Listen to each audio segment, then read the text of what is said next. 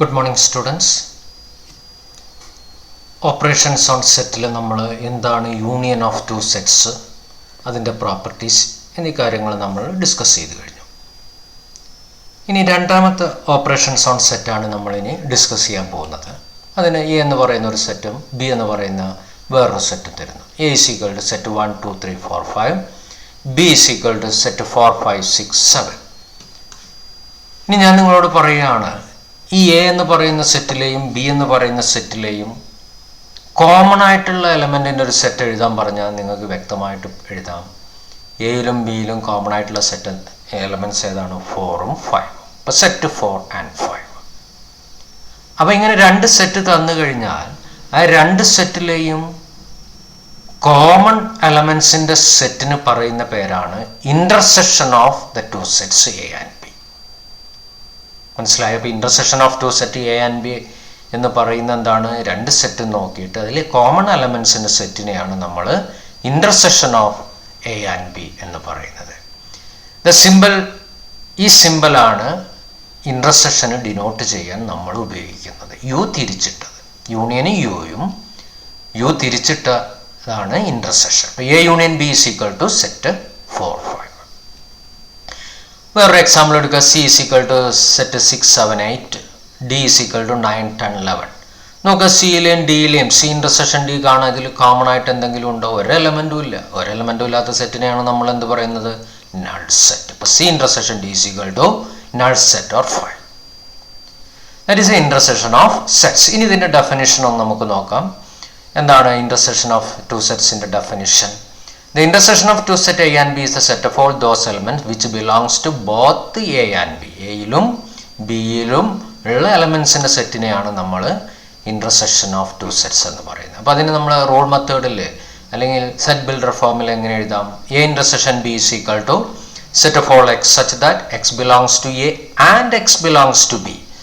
Union വന്നപ്പോൾ നമ്മൾ എന്തായിരുന്നു? ഓർ എക്സിലോ എയിലെയോ ബിയിലെയോ എലമെൻസും ഉണ്ടായാൽ മതി A union B.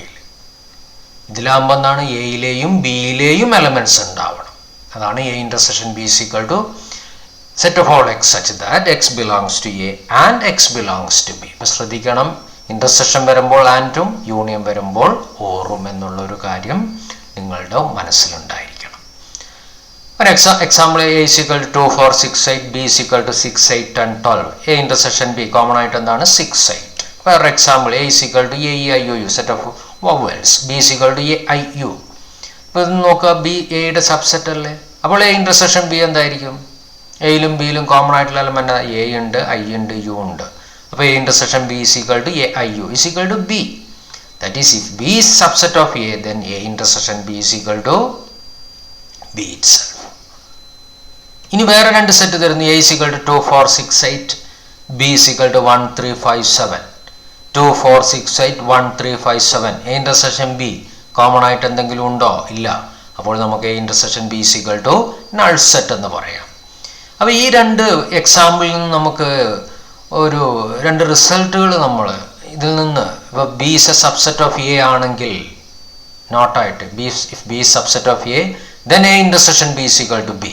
A union B എന്തായിരിക്കും? എ ആയിരിക്കും. എ ഇൻ്റർസെക്ഷൻ ബി എന്തായിരിക്കും? ബി ആയിരിക്കും.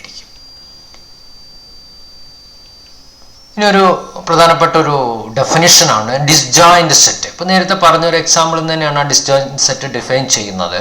If A and B are two set such that A intersection B is equal to 5. എയ്ക്കും ബിക്കും ഇടയ്ക്കൊരു കോമൺ എലമെൻറ്റ്സ് ഇല്ലെങ്കിൽ, അതാണ് A intersection B null set ആണെങ്കിൽ, അത്തരം സെറ്റിന് പറയുന്ന പേരാണ് ഡിസ്ജോയിൻറ്റ് സെറ്റ്. ഇമ്പോർട്ടൻ്റ് ആണ്. നമുക്കിനി അങ്ങോട്ടുള്ള ഡിസ്കഷനിലെല്ലാം ഡിസ്ജോയിൻറ്റ് സെറ്റ് എന്ന് പറഞ്ഞ് കാണുകയാണെങ്കിൽ നമുക്കത് മനസ്സിലാക്കണം എന്താണ്? ആ രണ്ട് സെറ്റിൻ്റെ ഇടയ്ക്കും ആ രണ്ട് സെറ്റിലും കോമൺ ആയിട്ട് ഒരു എലമെൻറ്റും ഇല്ല. A is equal to 2 4 6 8, B is equal to 1 3 5 7. Clear ആണ്, ഇതിൽ കോമൺ ആയിട്ട് എലമെൻ്റ് ഇല്ല. അതുകൊണ്ട് നമുക്ക് എന്ത് പറയാം? A and B are disjoint set. Okay. ഇനി നമ്മൾ യൂണിയനിൽ ചെയ്ത പോലെ ഇൻ്റർസെക്ഷനിൽ നമുക്ക് വെൻ ഡയഗ്രം ഉപയോഗിച്ചും കൊണ്ട് എങ്ങനെ റെപ്രസെൻ്റ് ചെയ്യാം?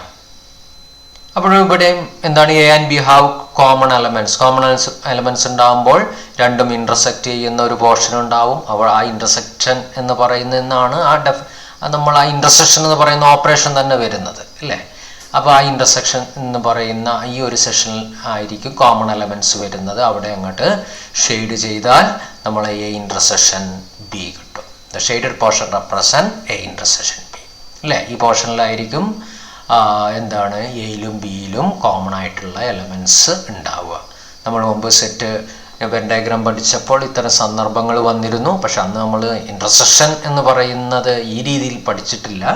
ഇൻ്റർസെക്ഷൻ എന്ന് പറയുന്ന വാക്കിൻ്റെ മീനിങ് ഉപയോഗിച്ചും കൊണ്ടാണ് നമ്മളവിടെ പറഞ്ഞിരുന്നത്. അതാണ് ഇവിടെ ഇൻ്റർസെക്ഷനായിട്ട് നമ്മൾ ഡിഫൈൻ ചെയ്യുന്നത്. അപ്പോൾ ഇൻ്റർസെക്ഷനിലായിരിക്കും എ ഇൻ്റർസെക്ഷൻ ബിയിലെ ഈ കോമൺ പോർഷനിലായിരിക്കും എയിലെയും ബിയിലെയും ഉൾപ്പെടുന്ന എ ഇൻ്റർസെക്ഷൻ ബി കിട്ടുന്നത്.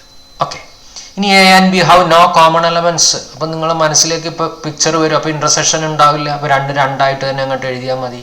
If A and B have no common elements that is A and B are disjoint set ആകുമ്പോൾ എ ഇവിടെ ഒരു സെറ്റ് എഴുതുന്നു, ബി കട്ട് ചെയ്യണോ? ഇല്ല.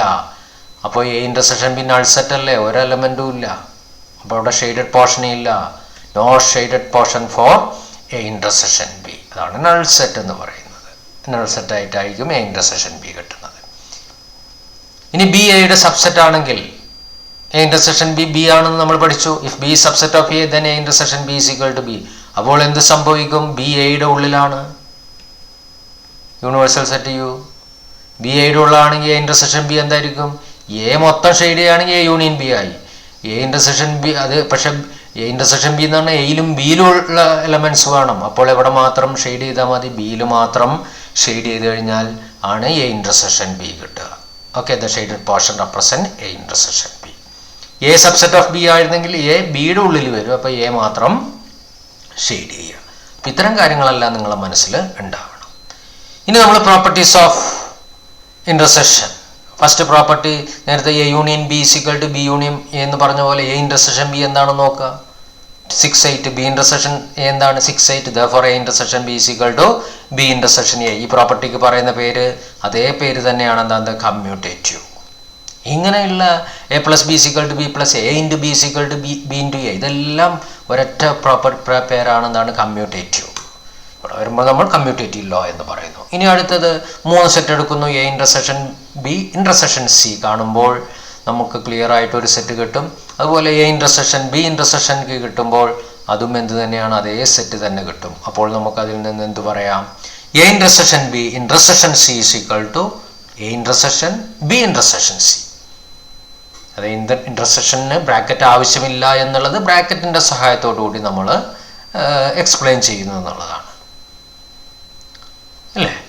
അപ്പോൾ ഇതാണ് രണ്ടാമത്തെ property, associative law. Commutative law, associative law. ഇനി മൂന്നാമത്തെ ലോ എന്താണെന്നുള്ളത് നോക്കാം. Phi intersection A. Phi is a subset of A ആണ്. Therefore phi intersection is equal to phi. U intersection A, where U is the universal set. U intersection A യുടെ subset ആണ്. അപ്പോൾ എ ഇതാണ് law of phi and U. വളരെ സിമ്പിളാണ്, ഇതൊക്കെ ഒന്ന് ഓർത്ത് വെക്കുക. നാലാമത്തെ property A intersection A is equal to A. എയ്ക്കും എയിലും കോമൺ ആയിട്ടുള്ള എലമെൻറ്റ് എയിൽ എലമെൻറ്റ്സ് തന്നെയാണ്. ഇതിന് idempotent law. A union A എന്ന് പറഞ്ഞില്ലേ, അതും idempotent law. A intersection A is equal to A, that is idempotent law. ഇനി അടുത്ത പ്രോപ്പർട്ടി നമ്മൾ എ ബി സി 3 സെറ്റ് തന്നു. A intersection B union C. എന്താണ്? ആദ്യം ബി യൂണിയൻ സി കാണണം, എന്നിട്ട് എയുമായിട്ടുള്ള ഇൻ്റർസെക്ഷൻ കാണാം. എ അതുപോലെ എഴുതുന്നു 1, 2, 3, 4. Intersection B union C for 3, 4, 5, 6, 7, 8. ഇനി ഇതിൻ്റെ രണ്ടിൻ്റെയും ഇൻ്റർസെക്ഷൻ എന്താണ്? 1, 2, 3, 4, 3, 4. സെറ്റ് 3, 4. ഇനി നമ്മൾ എ ഇൻ്റർസെക്ഷൻ ബി കാണുന്നു, യൂണിയൻ എ ഇൻ്റർസെക്ഷൻ സി കാണുന്നു. A intersection B union A intersection C.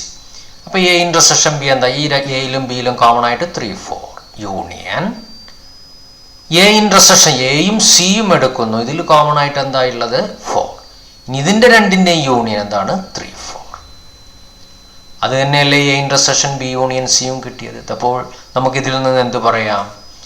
A intersection B union C is equal to A intersection B union A intersection C. That is this law is called distributive law. That is, intersection is distributive over union. നമ്മൾ ഇത് നമ്പേഴ്സിൻ്റെ കേസിൽ അഡീഷണലും മൾട്ടിപ്ലിക്കേഷനും വരുമ്പോൾ ഈ ഒരു property നമ്മൾ പഠിച്ചിട്ടുണ്ട്. അതായത് A into B plus C is equal to A into B plus A into C. That is multiplication is distributive over addition. ഇവിടെ എന്താണ്? Intersection is distributive over union. ഇതൊന്ന് മനസ്സിലാക്കി വെക്കുക. ഇതൊക്കെ ചിലപ്പോൾ നമുക്ക് എന്താണ് വെരിഫൈ ചെയ്യാനൊക്കെ ആയിട്ട് എക്സാമിനേഷന് ചോദിക്കാം. ഇതാണ് properties of the operation of intersection. Okay, അപ്പോൾ ഇത്രയും ഇൻ്റർസെക്ഷനിൽ ഇത്രയും കാര്യങ്ങൾ നിങ്ങൾ മനസ്സിലാക്കിയിട്ട് വെക്കുക. ഓക്കെ.